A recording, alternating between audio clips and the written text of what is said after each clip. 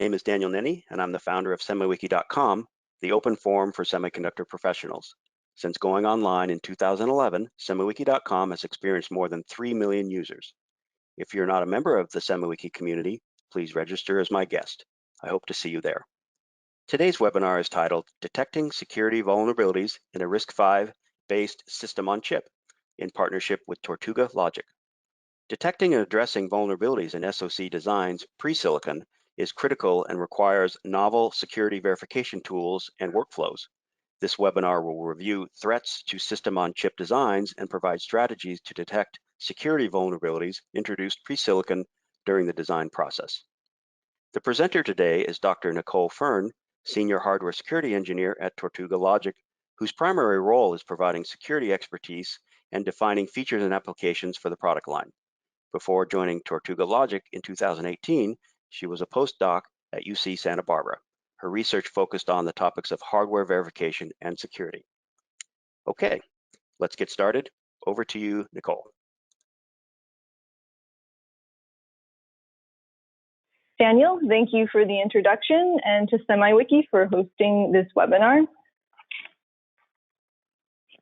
Today, I will begin by motivating why system-level security is important for system-on-chip designs, then provide some concrete examples of system-level vulnerabilities in an SoC design provided to Tortuga Logic during participation in a hacking contest. I will discuss the challenges in developing a systematic security plan capable of detecting vulnerabilities introduced at different stages of the design lifecycle, and then present Tortuga Logic's Radix security verification solution. Hardware vulnerabilities are widespread, dangerous, and costly. We've noticed a rapid increase in hardware vulnerabilities over the past several years. There are several reasons for this. The first is increasing chip complexity. The second is that unlike software vulnerabilities, once a vulnerability is identified in hardware, it's very difficult to patch, meaning that the attack return on investment is high. And third, there's been a shift towards hardware-based security architectures, meaning that the attackers have also shifted to targeting these hardware security solutions. This slide gives several examples of real-world chip-level vulnerabilities.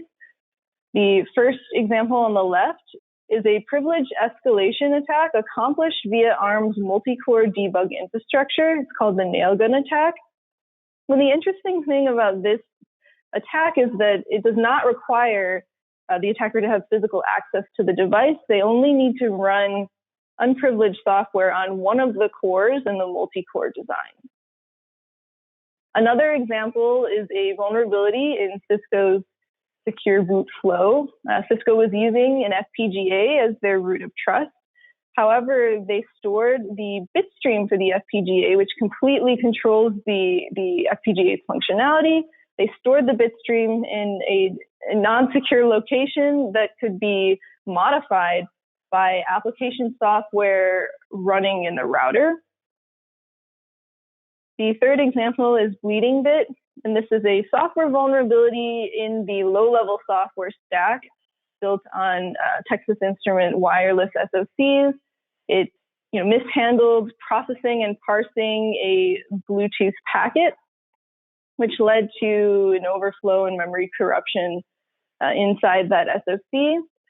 However, many different companies and OEMs build on top of this software stack, making this vulnerability quite widespread. There are some industry initiatives growing to solve this problem. One is the Common Weakness Enumeration Database has been recently extended to include hardware weaknesses.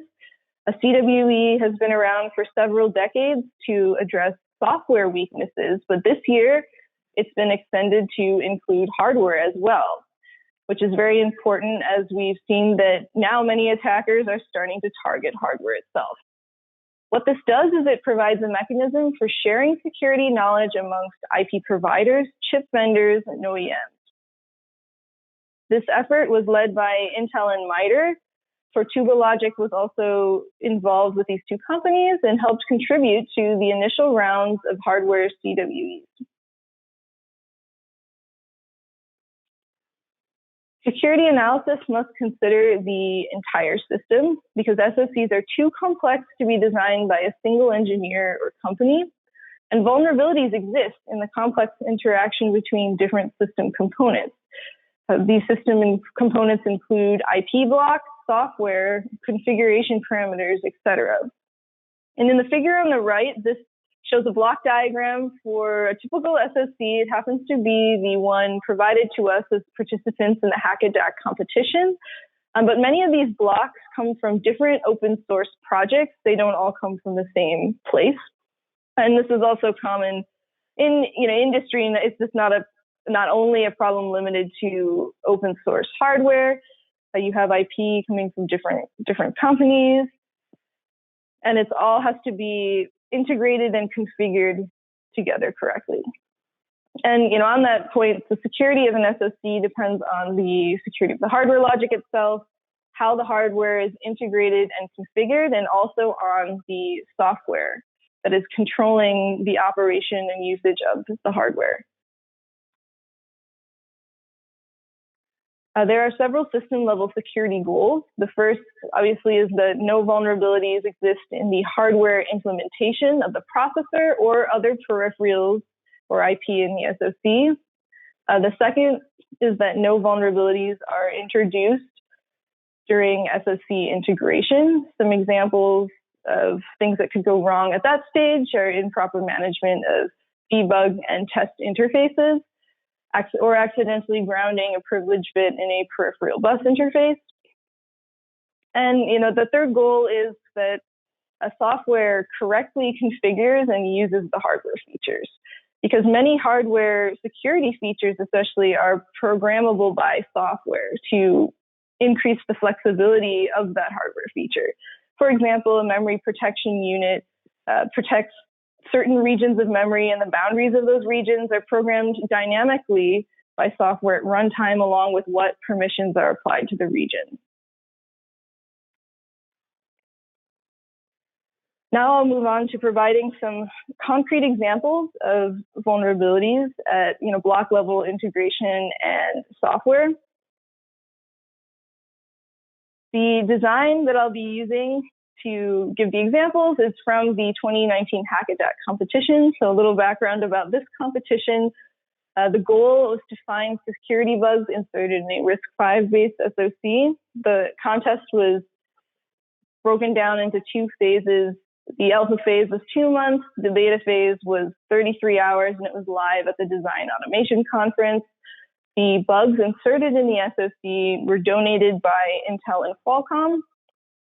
Tortuga Logic participated on a team with students from Texas A&M University, and we won first place in both phases. And it's interesting to note that the bugs that we found and reported included block-level hardware vulnerabilities, integration errors, and also software security issues.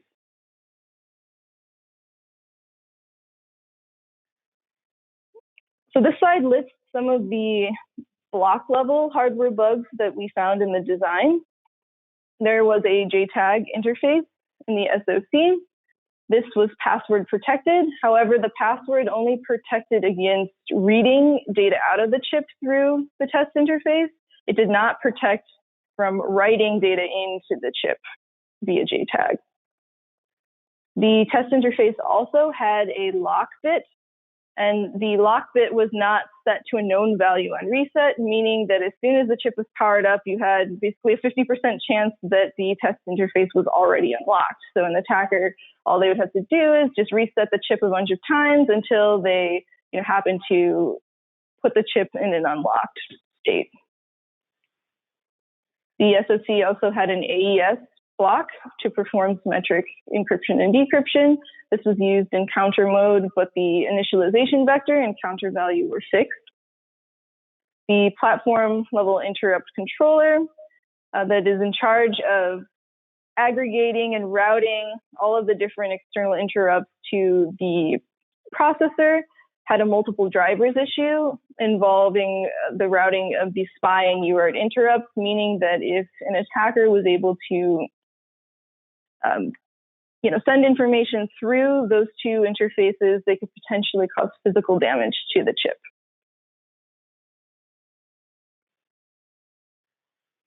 This slide gives some examples of system integration security issues.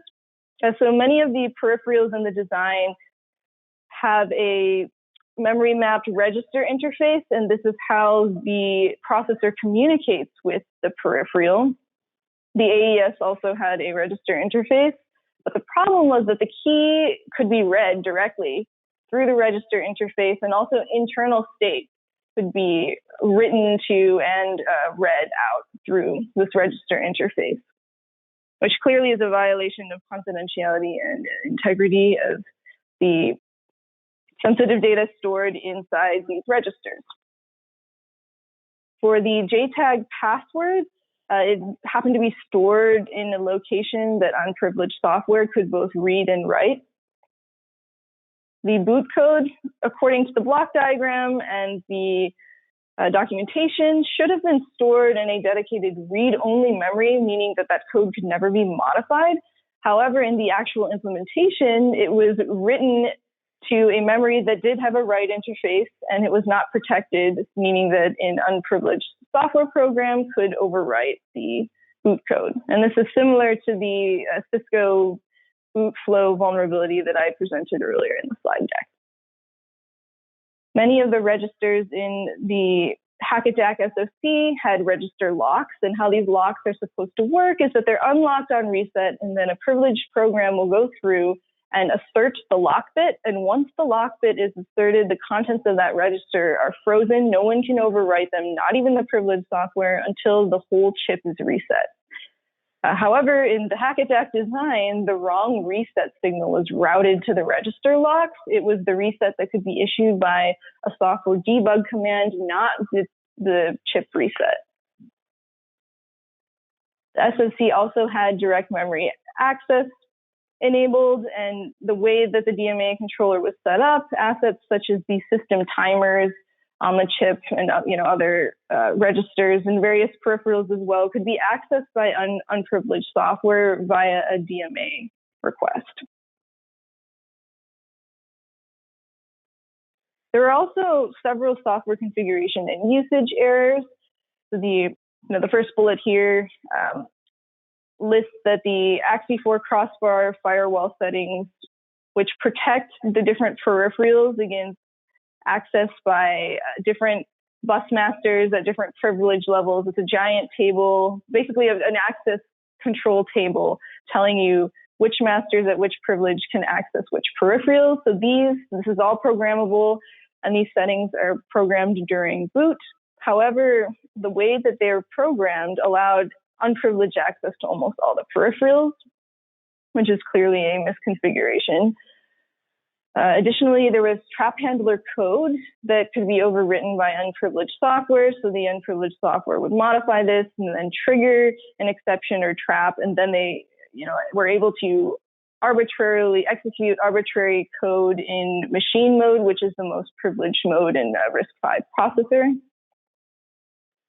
The Hack DAC SoC also came with several software APIs for usage of the SHA and AES peripherals, and these functions are privileged code, but they're meant to be callable by unprivileged code as well, so that any software program can use the SHA and AES peripherals. However, these functions did not validate input pointers, which ended up allowing writes to arbitrary memory locations. And we can see in this figure that hardware forms the root of the trust chain. However, there are many additional layers of software. These start with the low-level boot codes and firmware, operating systems, etc. And if there is a mistake in using the hardware or some of the other lower-level software features at any point in this chain of trust, if any of these links are broken, then the security of the entire system can be potentially compromised.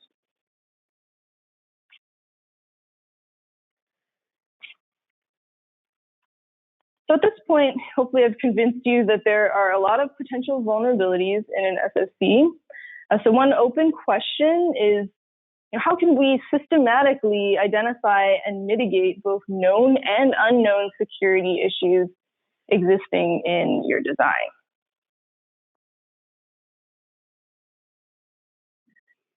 So the answer is that because security issues can arise at different design stages, you need to employ a secure development lifecycle for hardware that performs security verification checks at all of the design stages that vulnerabilities can be introduced. So for example, at block level, after SSC integration, and during software configuration and usage. But of course, one question is, what are you checking at all of these stages? So at the root of any security plan is threat modeling and security specification. So now I'll review the main steps in the hardware SDL and what the current approaches to implementing these are.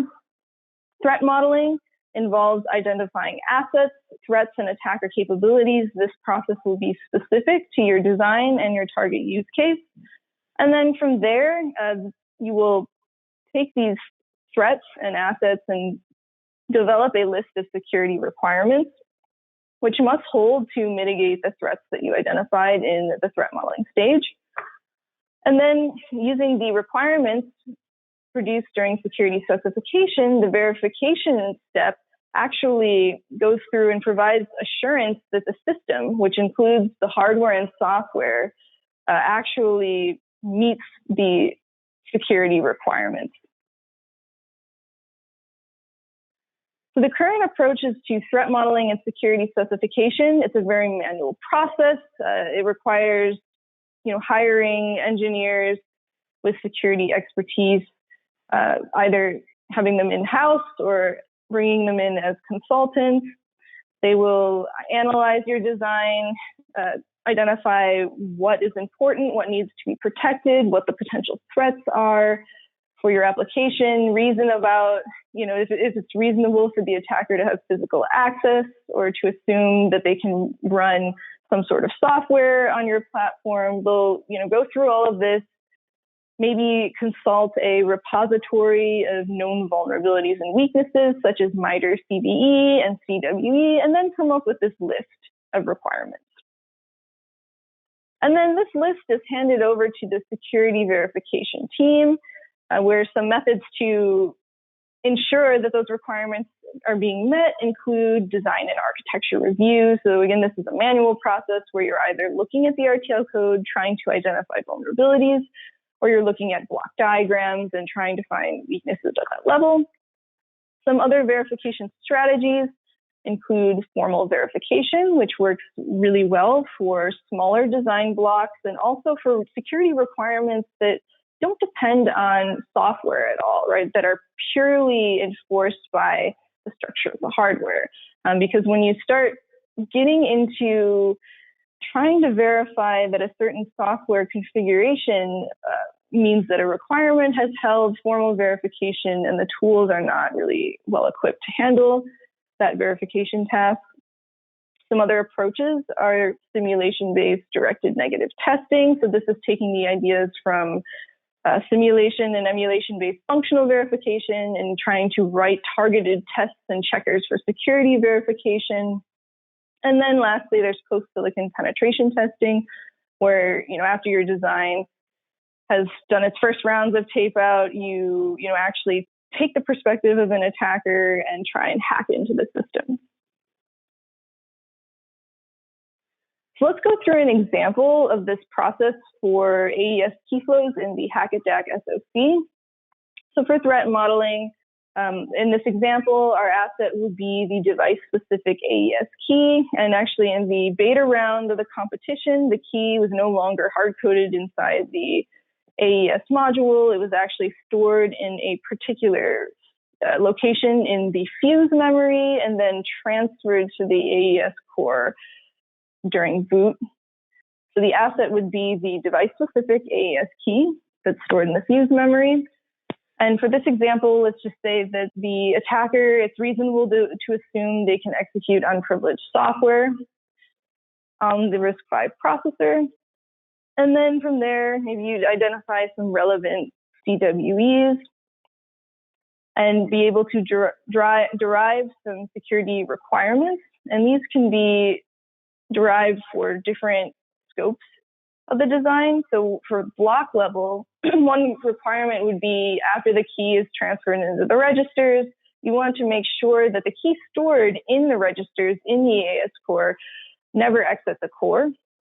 Another requirement at a different scope, the system level, this is after the fuse memory peripheral, the AES peripheral have been connected to the on-chip bus along with the processor. A requirement is that the key stored in fuse memory should never reach software. But again, to verify this requirement, you do need to have the system post-integration, right? And preferably with low-level software that is actually doing the key transfer running while you're performing the verification. And then, given that these are the two requirements, you have to actually verify them. And the strategy would be to track the key propagation through design signals. However, this is pretty difficult with the current tools available because you have to account for all of the logical and sequential transformations that the key can undergo.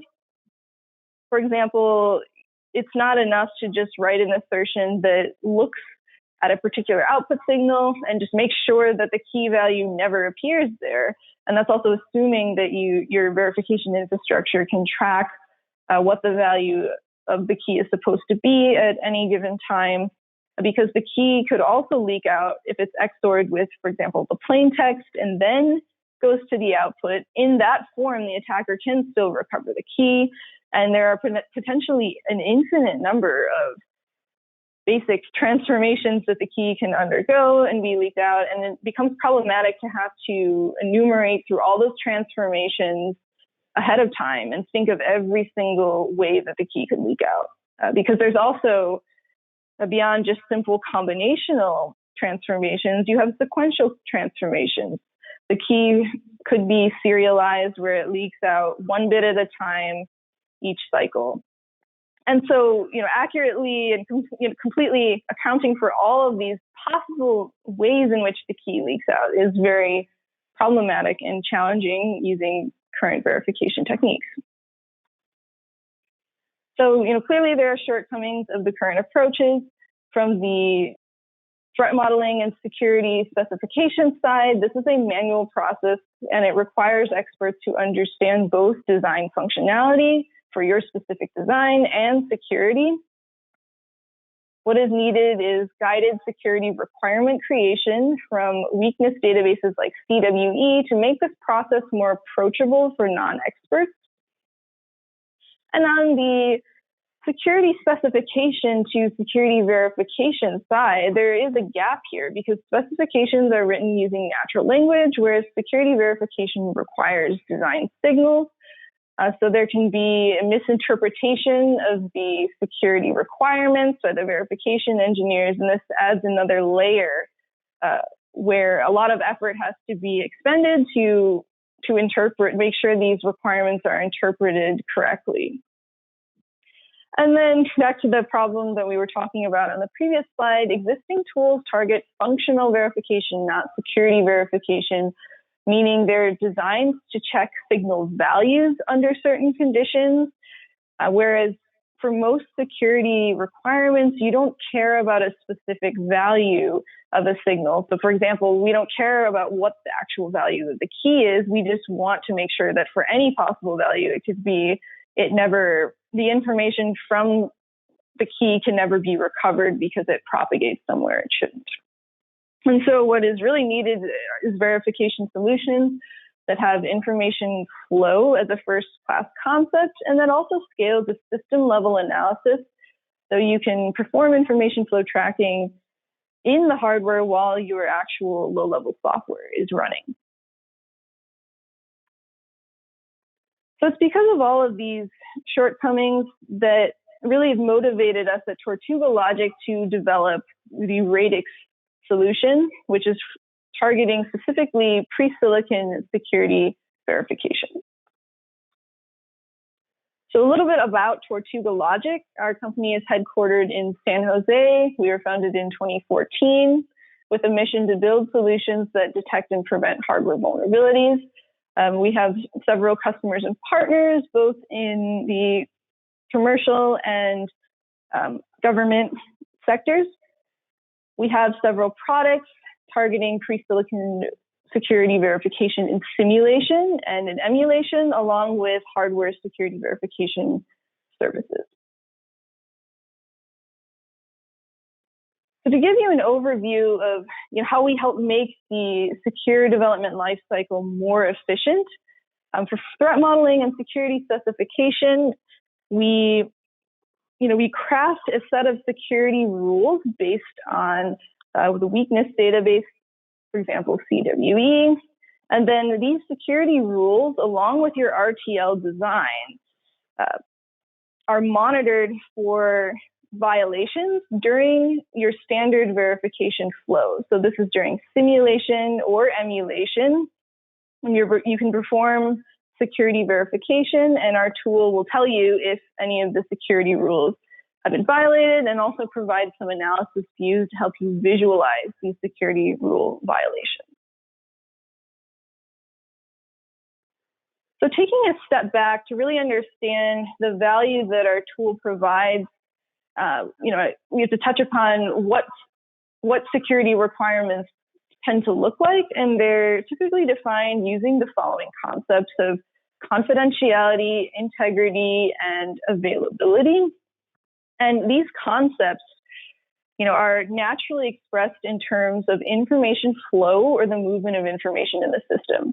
And so in these diagrams, an asset is just any information that needs to be protected. Confidentiality is concerned with an asset, information from an asset, leaking beyond the boundaries of the security perimeter, whereas integrity is concerned with untrusted information affecting the asset coming from outside the security perimeter and modifying an asset inside the security perimeter.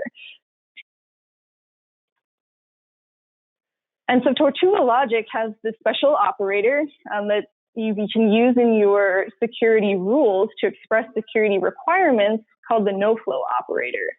And this allows our technology to uniquely treat assets as information independent of data value. And this is exactly the sort of technology you need to easily verify things like key flows, where it would take a potentially infinite number of system verilog assertions. You can do this very concisely with a single information flow rule that looks something like this, right?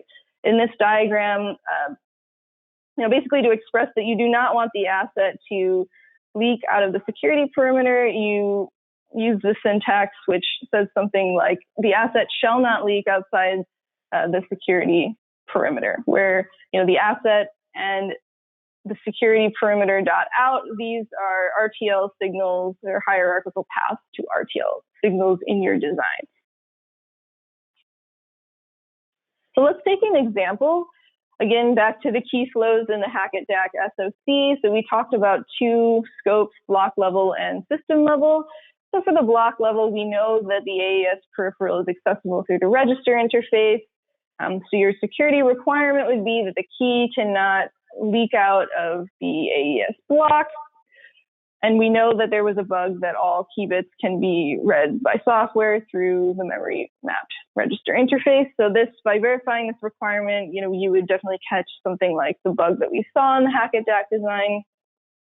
For the system level requirement, the AES key stored in fuse memory should only be visible to the AES module. It's only supposed to go from the fuse memory directly to the register holding the key inside AES. It's definitely not supposed to go to software. But there was a bug where the key was read by privileged software during boot and then copied to the AES core instead of going directly from the fuse memory to the AES module. And by writing a security requirement saying that the key is not supposed to be visible to software, you would catch that security bug. So this shows verification, well, specification and verification of the block level requirement using Radix. So the property or the security rule is that the AES key should never flow outside of the AES block except as ciphertext.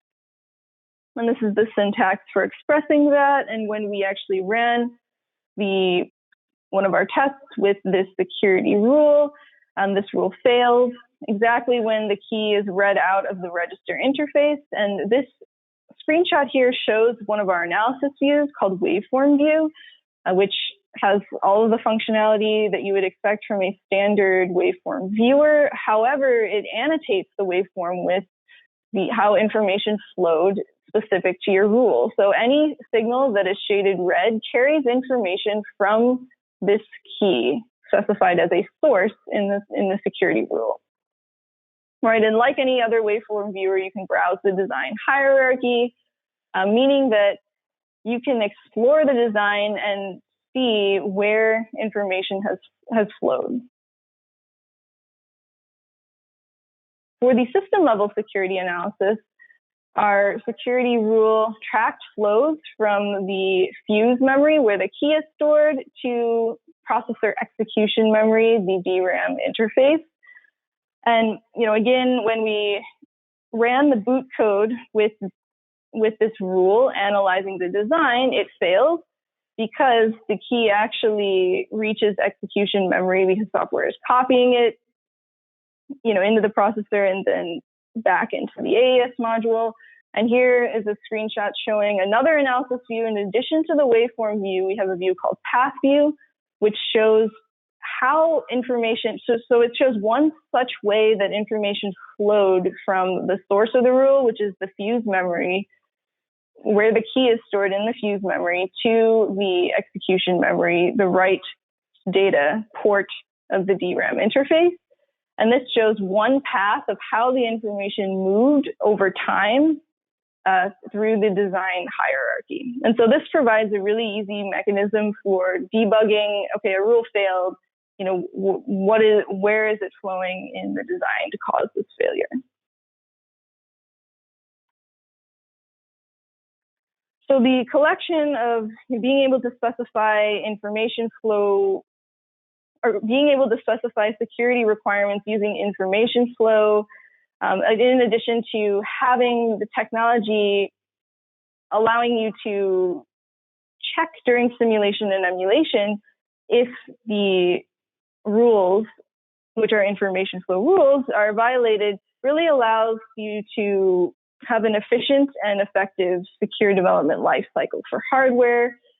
We provide guidance for security requirement creation. The rules are straightforward to express from the requirements. Again, this is because the concept of information flow is built into every aspect of Radix technology.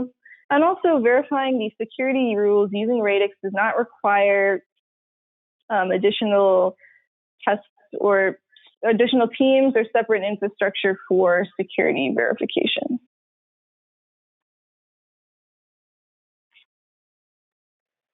So in conclusion, vulnerabilities with the potential to undermine the security of the entire system can be introduced throughout the design lifecycle.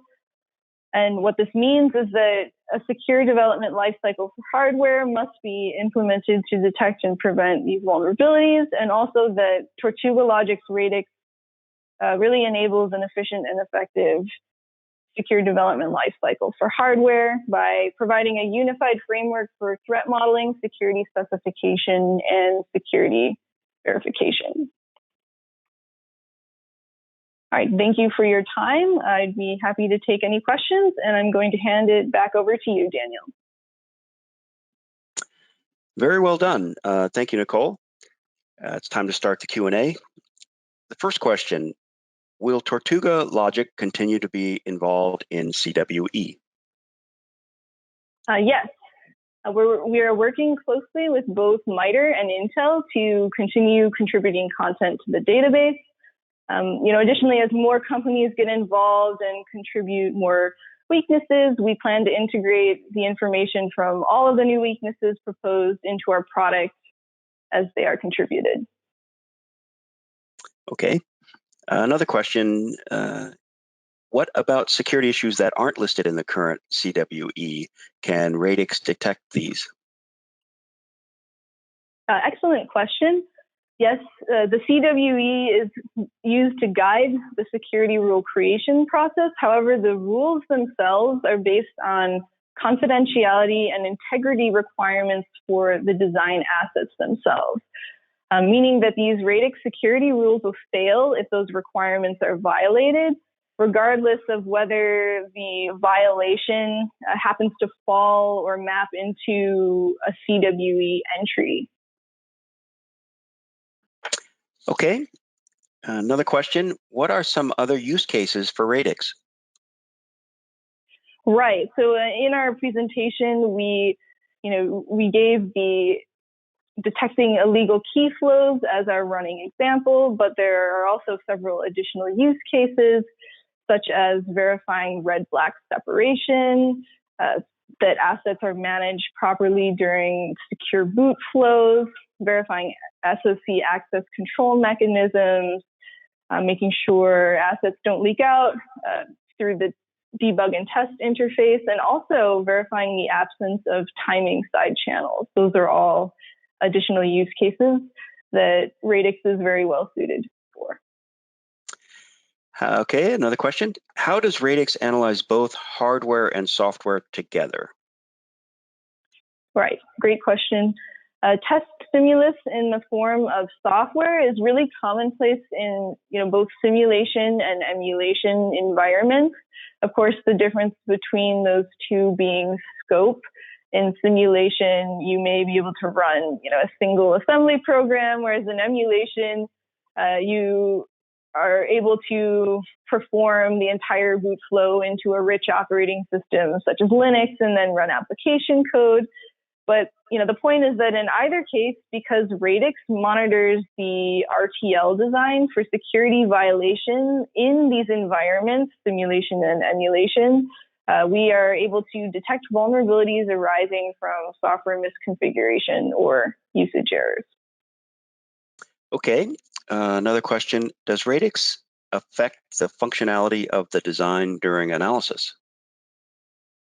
No, Radix is a completely passive monitor and has no impact on design functionality during simulation or emulation.